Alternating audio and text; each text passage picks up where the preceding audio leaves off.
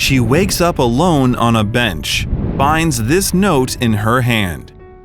When she came to, the first thing she became aware of was the hard surface digging into her back and a dull, throbbing pain in her left leg. She opened her eyes and saw the high rafters of the enormous ceiling arcing above her. Dazed and confused, she lifted herself into an upright position. Her right hand was balled into a fist and there was something inside. 27-year-old London resident Ellie Farnfield taught fitness classes and was studying to become an acupuncturist in her free time. She was commuting from Red Hill, Surrey to London, Victoria on a train when things suddenly took a turn for the worse. And the most frightening part was that Ellie didn't remember anything. Ellie was the epitome of health, and she had to be fighting fit at her job as a fitness instructor at Rabble, a social fitness club designed to incorporate team games into a fitness routine for people of all ages and fitness levels. She had never displayed any signs of any health problems or disorders until that fateful day. Also, if you have not done so already, please subscribe to our channel and click that notification bell to get inspired by these real-life stories every day. Now, back to the story. On one seemingly ordinary evening in November, Ellie waited for her train along with hundreds of other commuters. She hoped it would be on time. She didn't want to miss her class. She loved her job, and she especially loved to see the people who attended her sessions undergo personal transformations as she guided them on their journey to fitness. But what Ellie didn't know was that she was to undergo a transformation of her own that very evening. Finally, the train arrived and she stepped off the platform, through the doors and into the human crush inside. She greeted the conductor with a smile and pushed past the throngs of people. At this hour, all the seats on the train were already taken, so she found a place by the window beside the other strap hangers and braced herself for the train's departure. The train started to slowly roll forward, and the tide of commuters swayed backwards, intensifying the crush of people in the back. Ellie took a sip from her water bottle and marveled at the convenience of it all. What would normally be an hour-long trip by car would take just 28 minutes by train. In just 28 minutes, Ellie would arrive at her destination, or so she thought. After about 10 minutes, Ellie begins to feel strange. Her mouth starts to feel dry, and she is extremely thirsty. She becomes aware of a crushing headache that feels like an elastic band wrapped around her head.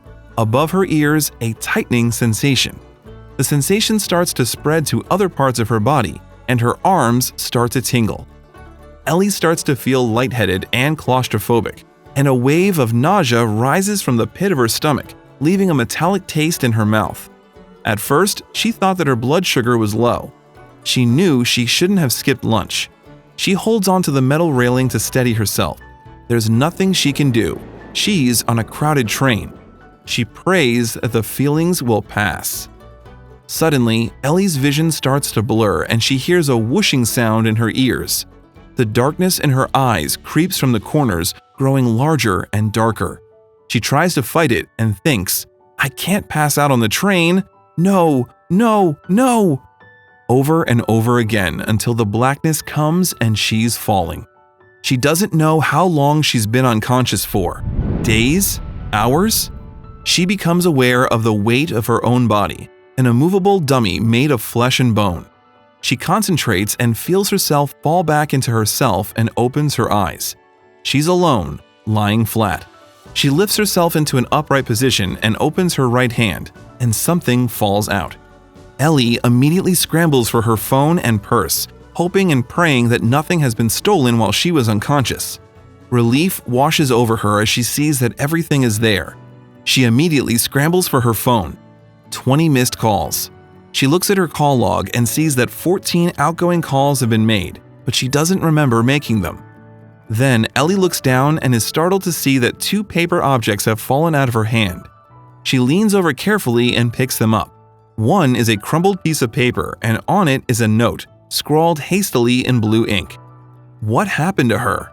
The last memory she has is feeling ill on the train, and then the awful falling sensation.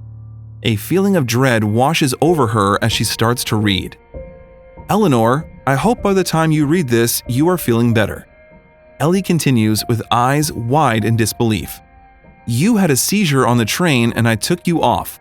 You didn't hit your head, but I may have hurt your leg as I walked on it before realizing you were on the floor having a fit. Sorry." So, she'd had a seizure on the train. She read on, hoping to piece together the rest of the puzzle. "I'm also sorry I can't stay with you now, but here is a coffee to perk you up later," the note continued. Ellie looks to her left and sees that there is indeed a cup of coffee in a paper cup sitting next to her, and £10 to make sure you get a taxi home. "Sorry, I don't have any more money, so I hope you don't live far away. I've contacted people from your phone and medical help is on its way, and you're with train staff.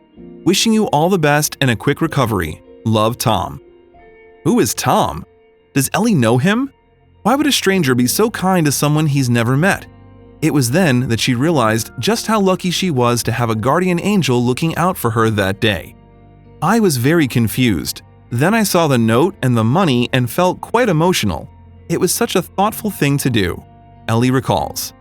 "Anything could have happened. I could have hit my head, fallen off the train, been there for a long time." As soon as Ellie had recovered from her ordeal, she knew that there was something she needed to do. Ellie wrote about the mystery Good Samaritan who had helped her when she needed it the most in a Facebook post. "Please like or share. Faith restored in humanity in London last night. Thank you so much to everyone who helped me last night, especially Tom. Would love to try and find this man so I can return his money and add many, many thanks to it."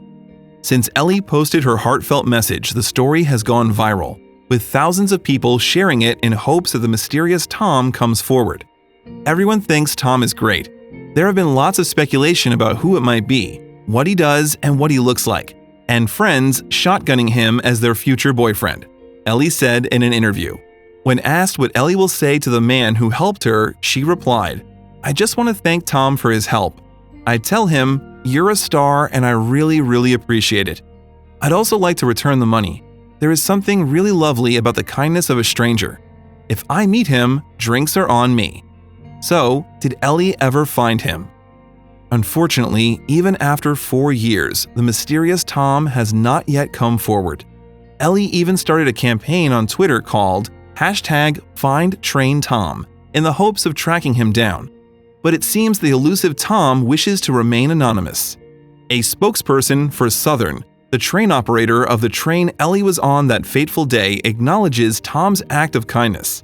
"This would have been a frightening experience, but thanks to our Good Samaritan, this young lady woke up in good hands with a taxi fare home." It just goes to show that there are Good Samaritans all around us. If you like the video, please give it a thumbs up and consider sharing it with someone who may find it interesting too. Thanks again, and we'll see you in the next one.